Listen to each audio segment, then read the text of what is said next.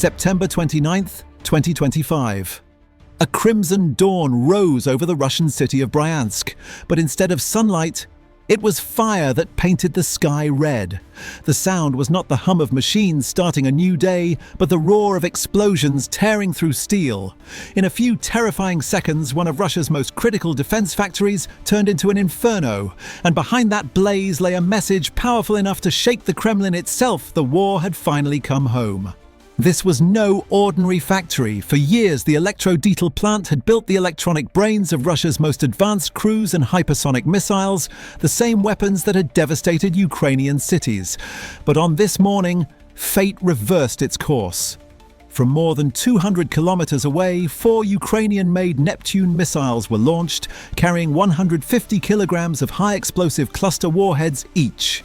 These weren't the same Neptunes that sank the Moskva in the Black Sea. They had been secretly modified into long-range land attack weapons, their mission to strike the very heart of Russia's war industry. According to Ukrainian military sources, the operation was planned with surgical precision.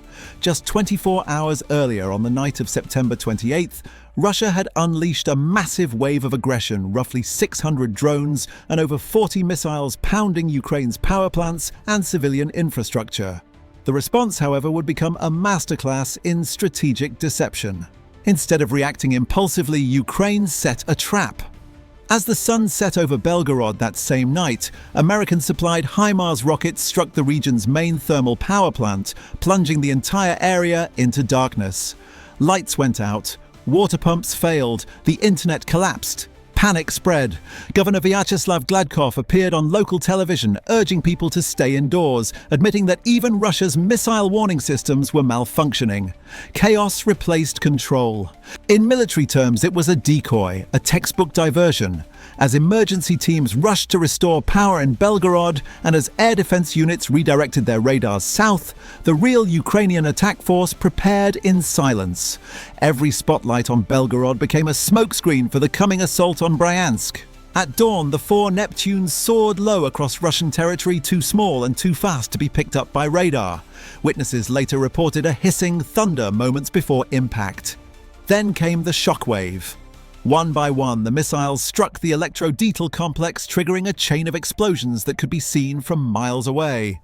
Within minutes, thick black smoke covered the city skyline.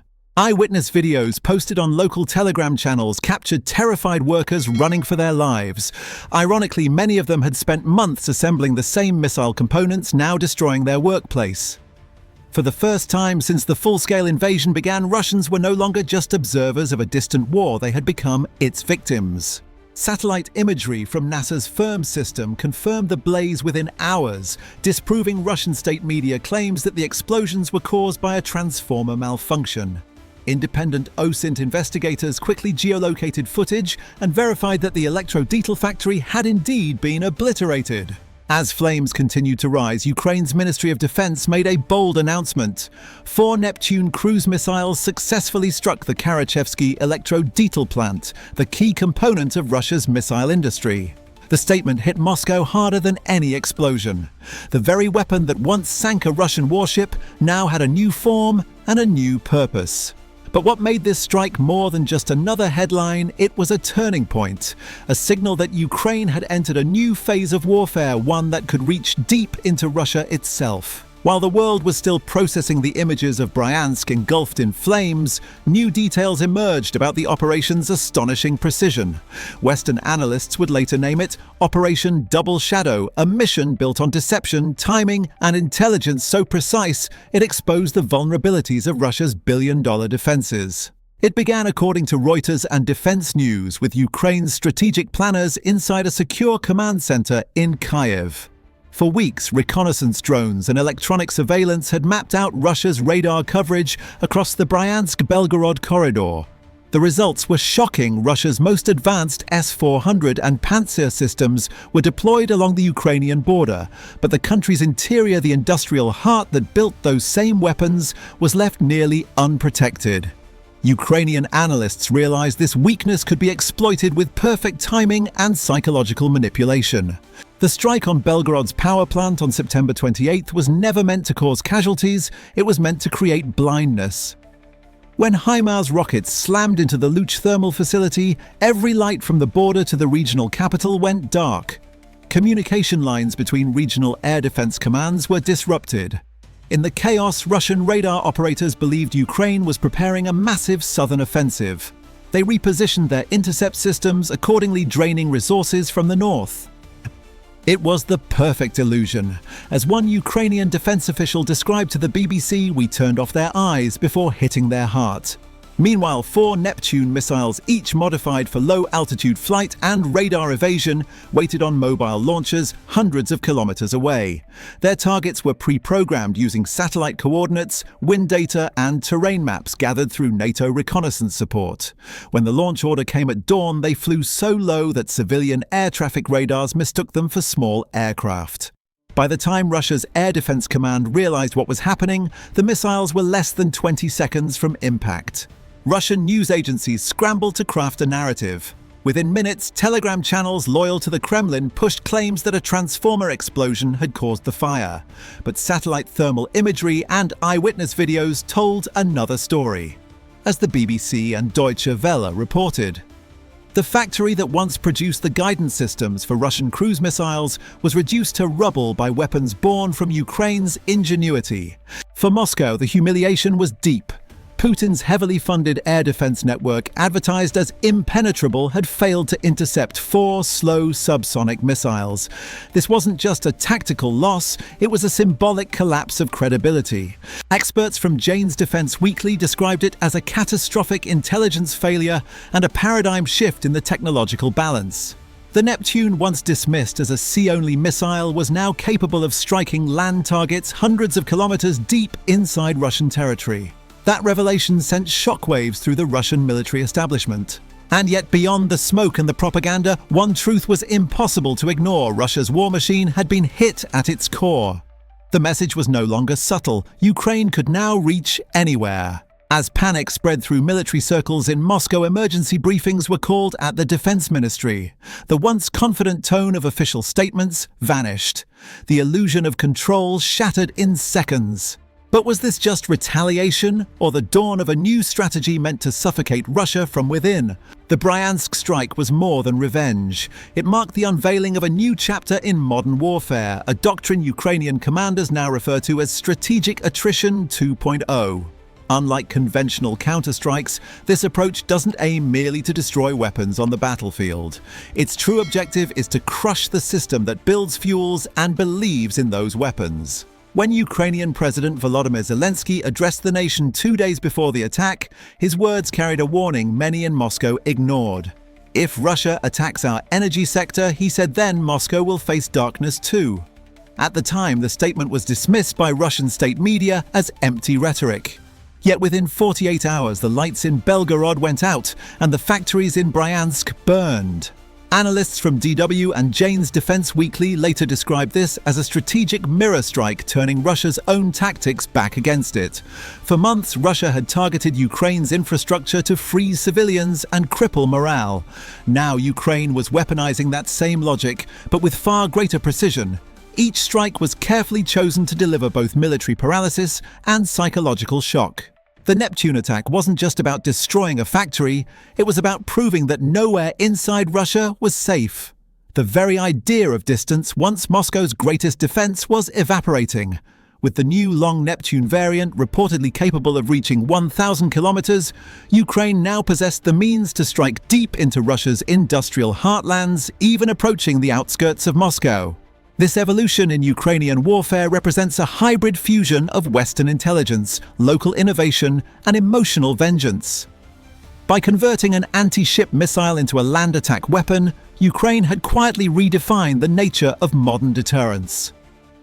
As Defense News noted, Neptune's transformation from sea to land marks a technological leap equal to the invention of the first cruise missile itself. Inside the Kremlin, alarm bells were ringing. Russia's top generals had been humiliated by a weapon they thought they understood. For years, Moscow boasted that its layered air defense network could neutralize any foreign missile threat. Yet 4 low-flying projectiles had slipped through undetected, devastating one of the country's most sensitive facilities. Worse still, the aftershocks of the operation extended far beyond the battlefield. Western economic observers began noting subtle shifts in Russian markets within hours of the strike. Stocks tied to the defense industry fell sharply. Panic rippled through Bryansk and nearby cities as rumors spread of new attacks. Videos circulating on Telegram showed civilians packing cars rushing to leave industrial zones. The symbolism was powerful. Factories once dedicated to building destruction were now themselves destroyed. It was a poetic reversal of the entire war's narrative, the hunter becoming the hunted.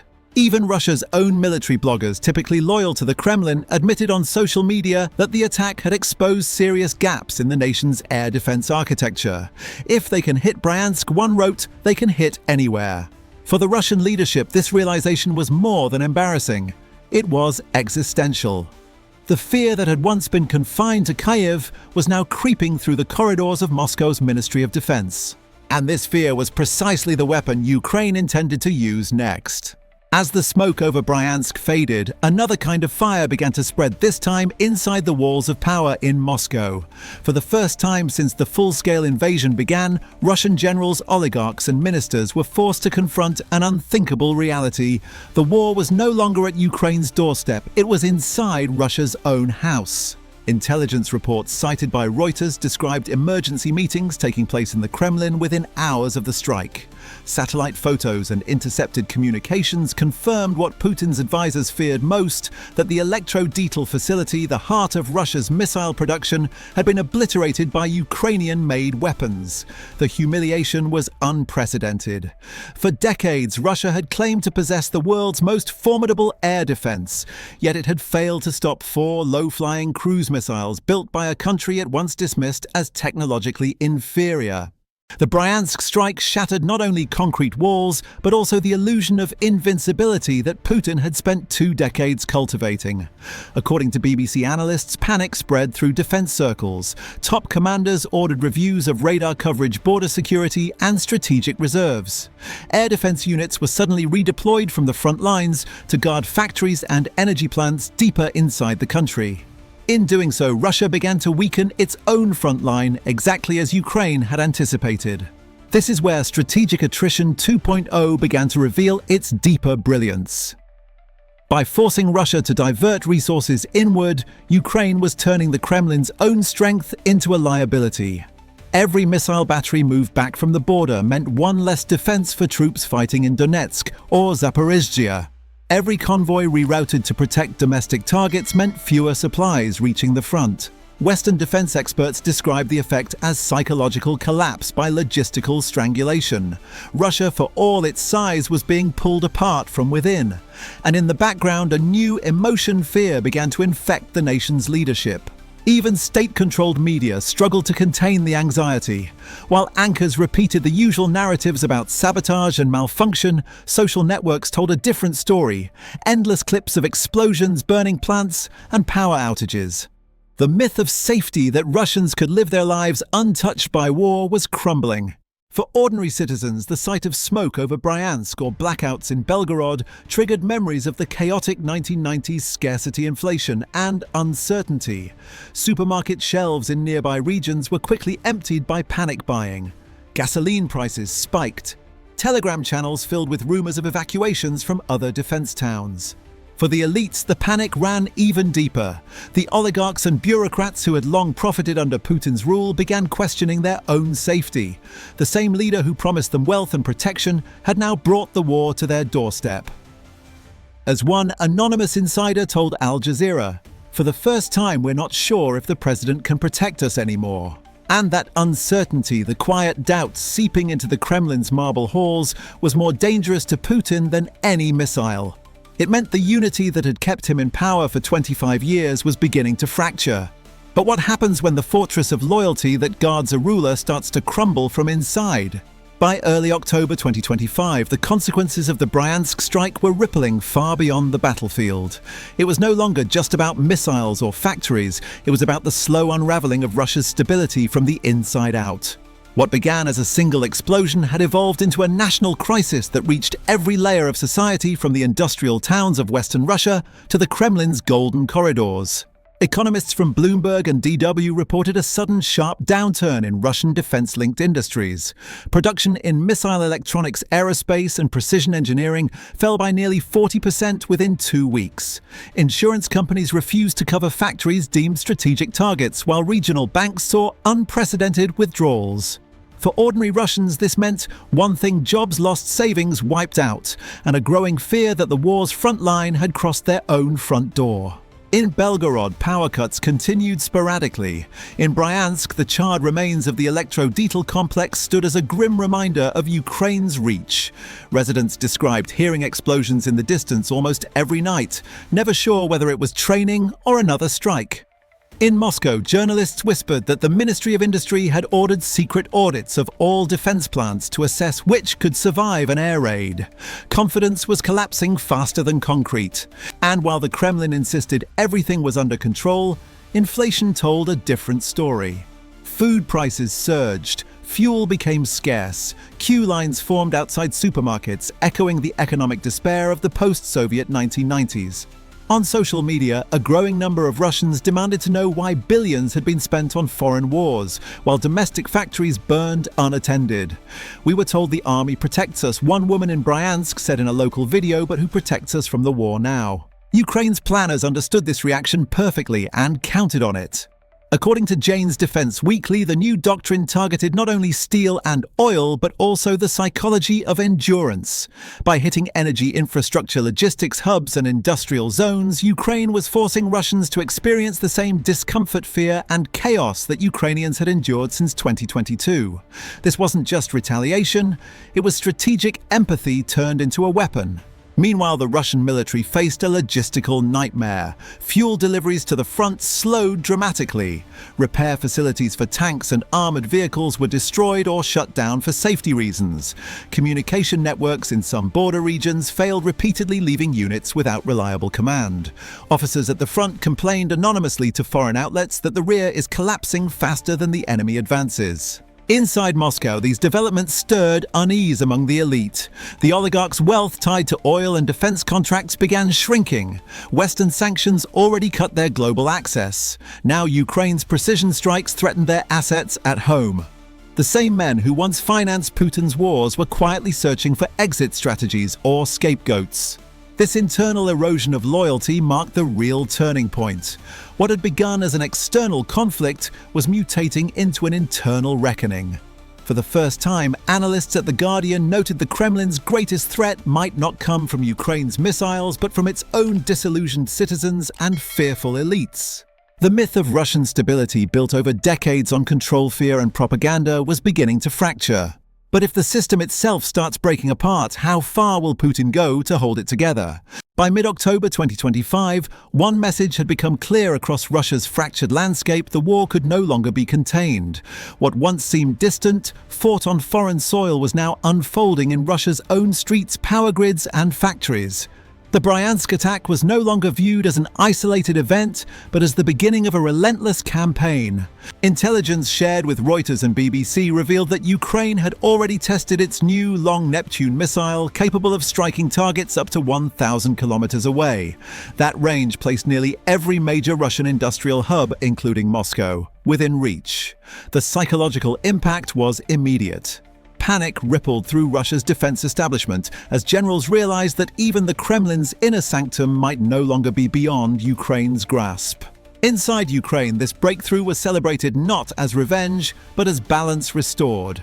"We have entered a new phase of deterrence," a senior Ukrainian officer told Al Jazeera. "Our strikes no longer answer aggression, they prevent it." Western analysts call this the Moscow paradox, the idea that for the first time in modern history, Russia might fear its own sky. Meanwhile, the Russian army was sinking into paralysis. Reports from the front described units stranded without fuel, convoys stalled for days, and commanders refusing to advance without air cover. With the loss of factories like Electrodetal, Russia's ability to replace advanced missiles dwindled. What once fueled Moscow's war machine was now burning to ashes. Economically, the collapse deepened. As DW reported, defense contracts were quietly suspended, and state-run industries faced shortages of microchips and key imported materials. Putin's billion-dollar defense complex, once the pride of Russia's global image, was unraveling. Even loyal oligarchs burdened by sanctions and domestic sabotage fears began pressuring for negotiations, whispering of peace behind closed doors. Politically, Putin faced the most dangerous challenge of his career: the erosion of fear. For 2 decades, his authority had rested on 2 pillars: strength and stability. Both were crumbling. Protests, though small, began to appear in cities like Kursk and Bryansk. Civil servants whispered of relocation plans for their families. The myth of an untouchable leader was giving way to a silent question echoing through Russia's corridors of power: how long can he hold on? Zelensky's warning just days before the attacks now sounded prophetic: if you turn off our lights, we will show you darkness in your own cities. And darkness had indeed arrived. Ukraine's strategic doctrine had not only pierced Russia's defenses, but its psyche. As Putin tightened his grip on control, he faced an impossible choice: escalate and risk global catastrophe, or retreat and face humiliation at home. Either path carried the scent of collapse. What began as a battlefield confrontation had evolved into a full-spectrum struggle: economic, psychological, and existential. And for the first time in 25 years, the Kremlin's walls no longer echoed with certainty. They echoed with fear. The fire that once rained down on Kyiv now glowed on Moscow's horizon, a haunting reflection of a war that had turned back on its creator. The events of late September and October 2025 have marked a turning point in the modern era of warfare. The strike on Bryansk did not merely destroy a factory, it dismantled an illusion. Russia's technological arrogance, its supposed invulnerability, and its control over the narrative have all been shattered by 4 missiles and 1 masterstroke of strategy. Ukraine's new doctrine of strategic attrition 2.0 has proven devastatingly effective. It no longer focuses solely on tanks or troops, but on the nerve system that keeps Russia's war machine alive, its industry's logistics and psychology. Every blackout, every explosion, every tremor of panic inside Russia's borders amplifies a message: the Kremlin can no longer silence. The war has come home. For the world, this moment forces a difficult question. If Ukraine can now reach any point within Russia, how far will Moscow go to reassert control? Will Putin's regime survive the internal storm it has unleashed, or will it collapse under the same pressure it once inflicted on others? The answers will shape not only the next months of this war, but the future of Europe itself. What do you think? Is Ukraine's long-range campaign the beginning of Russia's downfall, or the trigger for something even more dangerous? Share your views in the comments. Your perspective matters more than ever. And if you value independent analysis free from propaganda, subscribe, turn on notifications, and leave a like to help us continue bringing you unfiltered reports from the front lines of history. This is not just news, it is the sound of a turning world.